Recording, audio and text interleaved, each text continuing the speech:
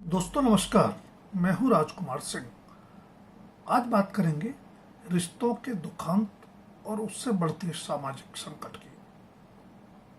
सिया गोयल द्वारा होने वाले पति केतन अग्रवाल की हत्या ने राजा रघुवंशी हत्याकांड की याद दिला दी। राजा रघुवंशी की माने तो चाल ढाल के आधार पर सिया गोयल को छोटी सोनम भी करार दे दिया है, जिसे अपने किए पर कोई पश्चाताप नहीं लगता।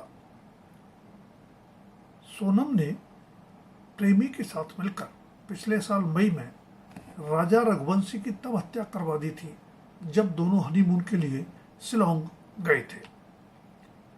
राजा का सड़ा गला शव 2 जून को मेघालय के ईस्ट खासी हिल्स जिले में गहरी खाई से बरामद हुआ था। खुलासा हुआ कि सोनम का पहले से किसी राज कुशवाहा से प्रेम प्रसंग चल रहा था, पर शायद परिजनों ने राजा से विवाह के लिए सोनम पर दबाव बनाया। सोनम की कुंडली में मंगल दोष की कहानी भी सामने आई, जिसके निवारण के लिए वह राजा से विवाह करने को तैयार हो गई। उम्मीद है कि पुलिस जांच से सच पता चलेगा और दोषियों को कठोर दंड भी मिलेगा। पर केतन हत्याकांड बता रहा है कि कम से कम समाज ने तो उससे कोई सबक नहीं सीखा। सोनम ने विवाह के बाद हनीमून यात्रा पर प्रेमी की खातिर और उसी की मदद से पति को मौत के घाट उतार दिया, तो सिया ने प्रेमी के साथ मिलकर होने वाले पति की विवाह से पहले ही हत्या कर दी। सच तो सिया ही जानती होगी या फिर उसका प्रेमी चेतन भी, पर हत्या का बताया जा रहा कारण हास्यास्पद नजर आता है। कहा जा रहा है कि केतन विग पहनता था और थोड़ा हकलाता भी था। बेशक यह सीरत नहीं सूरत देखने वाला दौर है, पर केतन के पिता का कहना है कि छोटी सी विग पहनने वाली बात पहले ही बता दी गई थी। मेल मुलाकातों में हकलाने वाली बात भी पता चल ही गई होगी, फिर विवाह से इनकार करने के बजाय हत्या का क्रूर और आपराधिक विकल्प क्यों चुना गया?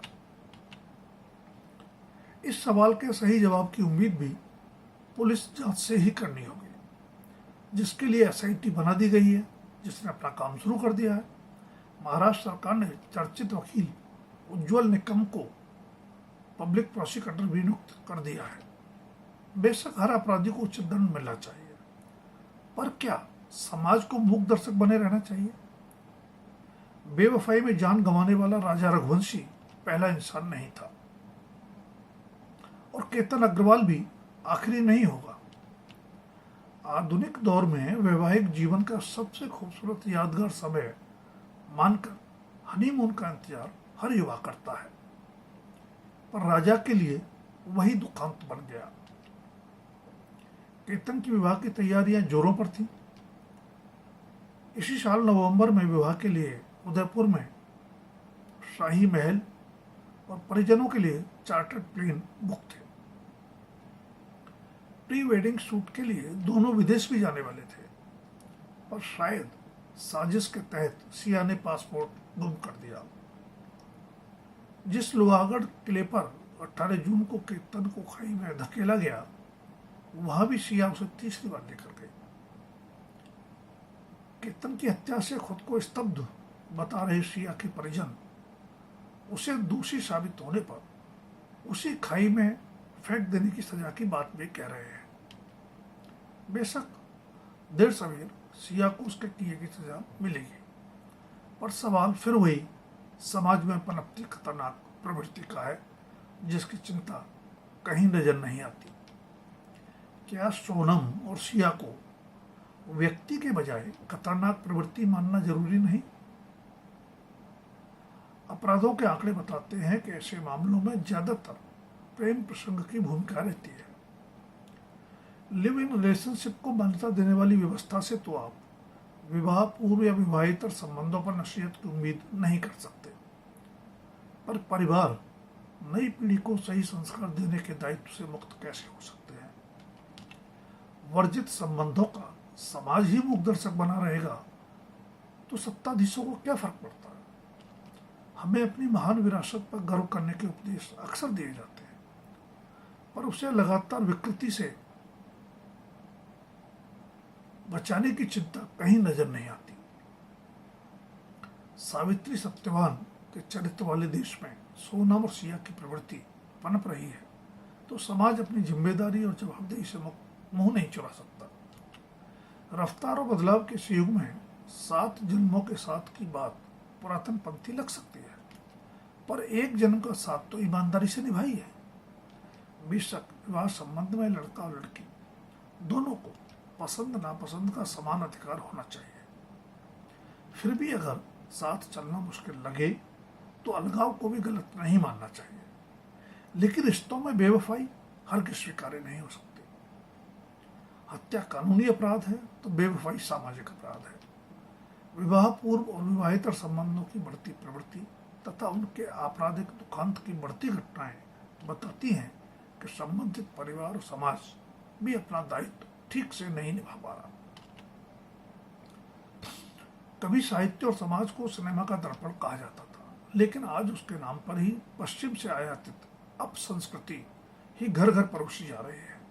ओटीटी कार्यक्रमों और उनकी भाषा ने तो परिवारों में नजरों के लिहाज तक को तार तार कर दिया है।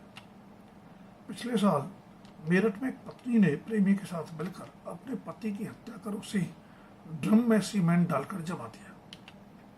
जिस साहिल की आशिकी में मुस्कान ने सौरभ की हत्या की साजिश रची, उन दोनों में तुलना भी कोई समझदार इंसान नहीं कर सकता। प्यार अक्सर अंधा होता है कहकर ऐसे अपराधों की अनदेखी नहीं की जा सकती।